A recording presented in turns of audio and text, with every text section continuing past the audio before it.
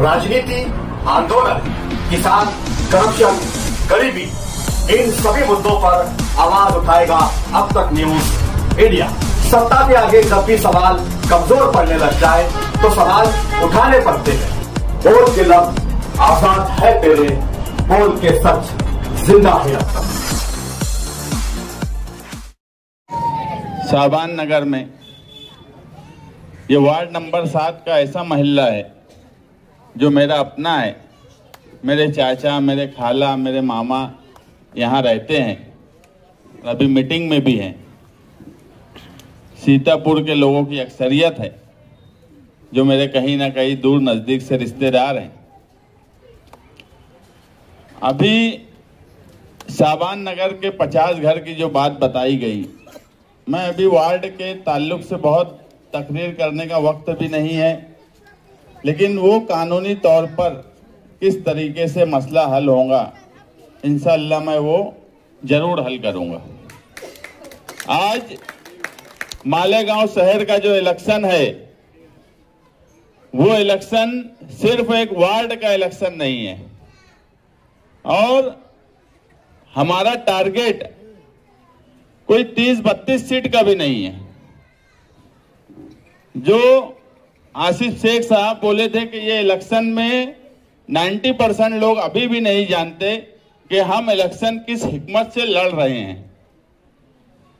मुखालफिन सिर्फ इसमें ही परेशान है कि कोई अवामी राय पर जब फैसला उम्मीदवार का किया जाता है तो किसी न किसी को कुर्बानी देनी पड़ती है और कुर्बानी का जज्बा सिर्फ इसलिए नहीं कि ये इलेक्शन कारपोरेशन का है, ये इलेक्शन कई मायने में बहुत अहम इलेक्शन है और हमारा टारगेट 12 पैनल पर है। आगरा रोड के शुमाली हिस्से के 5 पैनल और इंशाअल्लाह मुझे यकीन है कि ये 5 पैनल पूरे चुन के आएंगे।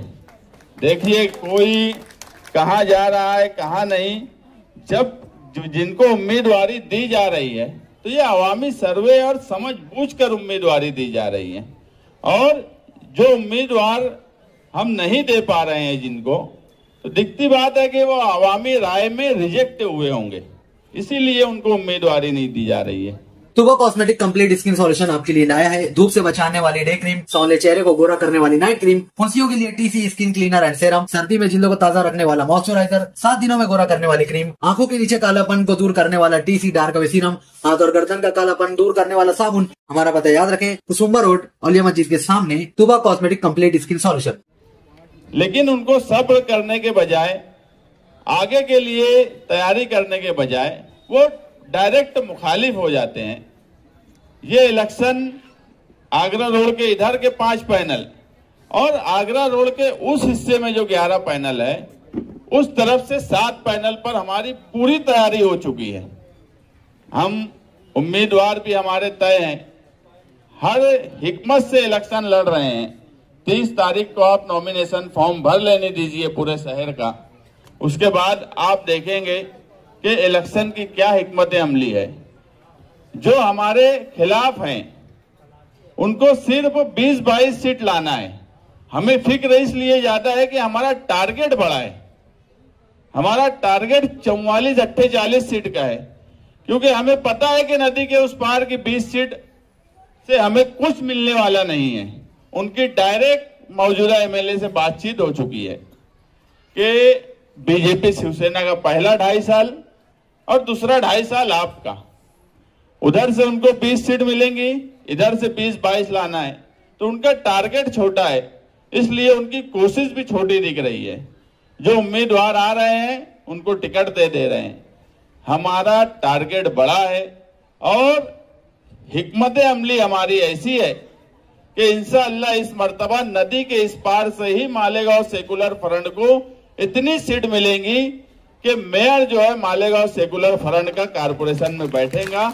और वो इसलिए जरूरी है, अगर हमें सिर्फ चुनकर आने की लड़ाई होती, 30-32 सीट की लड़ाई होती, तो जिस हिसाब से गांव का माहौल है इंशाअल्लाह 30-32 सीट तो ऐसे ही आ जाती, मगर हिकमत अमली और कुछ बातें ऐसी है जो हम 30 तारीख के बाद बताएंगे, जब सबका फॉर्म भरा जाएगा, किस पैनल में किस तरह से इलेक्शन लड़ा जा रहा है।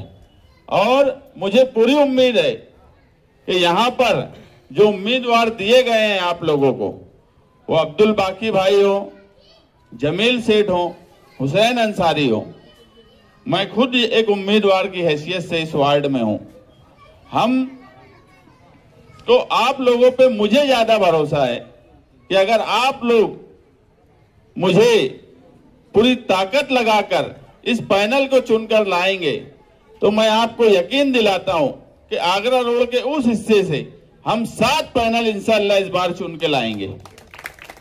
लोगों के होश ठिकाने आ जाएंगे जब 16 जनवरी का रिजल्ट आएगा मालेगांव शहर में। मैं वो गारंटी से बोलता हूं कि होश ठिकाने आ जाएंगे, जमीन उनके पैरों तले निकल जाएंगी कि ये क्या हो गया। इतनी हिकमत, जैसे अभी बोले हमारे अनिल सरताज साहब कि धर्मवीर की जोड़ी है, तो जोड़ी ने इतनी हिकमत भी लगाई है, इतनी कोशिश भी है, उतनी ही मेहनत भी है। लेकिन हम लोग अभी खामोश इसलिए है कि हम सिर्फ 30 तारीख तक फॉर्म भर देने के बाद आप देखेंगे इलेक्शन किस तरह से लड़ा जा रहा है। और 10 दिन में इलेक्शन, जो बोलते हैं कि वो शॉर्ट टाइम में इलेक्शन लड़ने वाले हैं, हमने एक अच्छे वक्त में इलेक्शन की बिसात बिछा दी है, मगर इलेक्शन लड़ना शुरू नहीं किया है। इलेक्शन 30 तारीख के बाद इंशाअल्लाह लड़ेंगे। आप लोगों से गुजारिश है कि वार्ड नंबर 7 में समाजवादी के सिंबल साइकिल निशान पर भारी अक्सरियत से आप ये पैनल ला के दीजिए, क्योंकि मैं हर जगह बोलता हूं कि यहां पर वार्ड नंबर 7 में सिर्फ 2 ही लोगों का मुकाबला आपस में रहा करता था, यहां तीसरा कभी मुकाबले में ही नहीं रहा। एक हम थे और एक ये वहाब भाई बैठे हैं, इनकी पार्टी थी। अब हम दोनों ही जब मिल गए तो मुझे बताओ यहां कोई मुकाबला होने वाला है क्या? लेकिन इलेक्शन बहरहाल ताकत से लड़ा जाता है।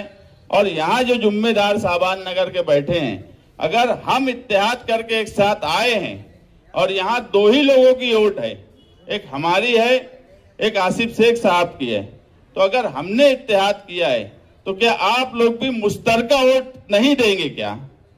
साबान नगर का पूरा हिस्सा, मुझे एक बार हाथ उठाकर बोलिए कि आप मुश्तरका होकर वोट देंगे कि नहीं देंगे।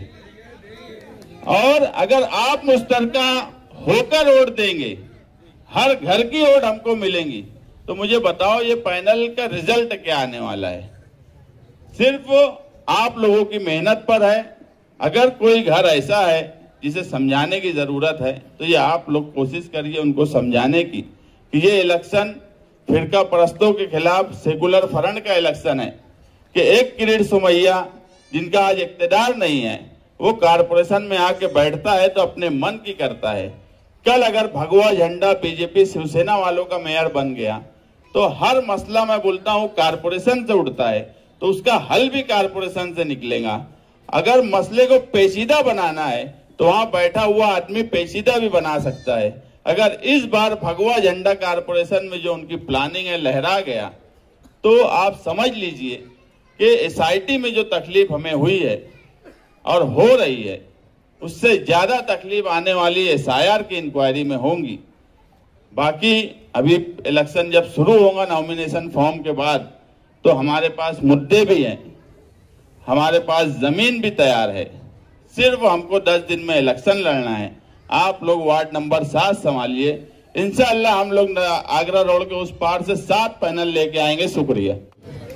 15 जनवरी 2026 को जो कारपोरेशन का इलेक्शन होने वाला है, ये सिर्फ इक्तदार पाने के लिए इलेक्शन नहीं है, ये आपके अस्तित्व की, आपकी वजूद की लड़ाई है। आप देखिए, पिछले 1 साल से जन्म दाखिले के मामले में किरीट सोमैया और फिरका परस्त पार्टियां मालेगांव शहर में आकर मालेगांव के मुस्लिम लोगों को तकलीफ पहुंचा रही है। आप ये भी समझ रहे हैं, अगर शहर में फिरका परस्तों के खिलाफ कोई लड़ता है तो आसिफ शेख साहब, मुस्तकीम डिग्निटी साहब है, जिनके पास आज कोई इख्तिदार नहीं है। आप इस बात पे भी गौर कीजिए कि अभी कारपोरेशन में किसी का इख्तिदार नहीं था, और फिरका प्रस्त पार्टी इतनी तकलीफ मालेगांव के मुसलमानों को दे रही है। अगर खुदा ना खास्ता अगर यहाँ पर इख्तियार में फिरका प्रस्त पार्टी पहुंच जाती है और अपना भगवा झंडा कारपोरेशन में लहराती है तो समझ लेना ये मालेगांव के लिए एक नुकसान होने की एक नई शुरुआत होगी।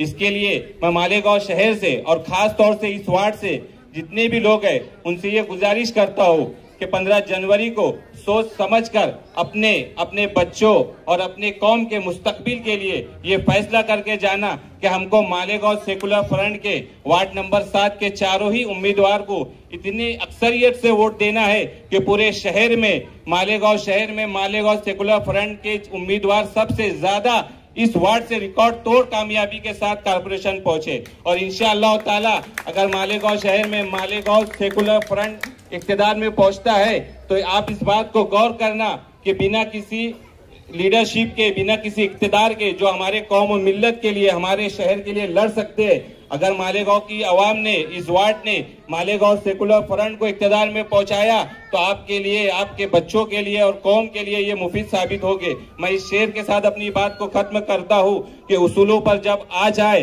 तो टकराना जरूरी है, जिंदा रहना है तो जिंदा नजर आना जरूरी है।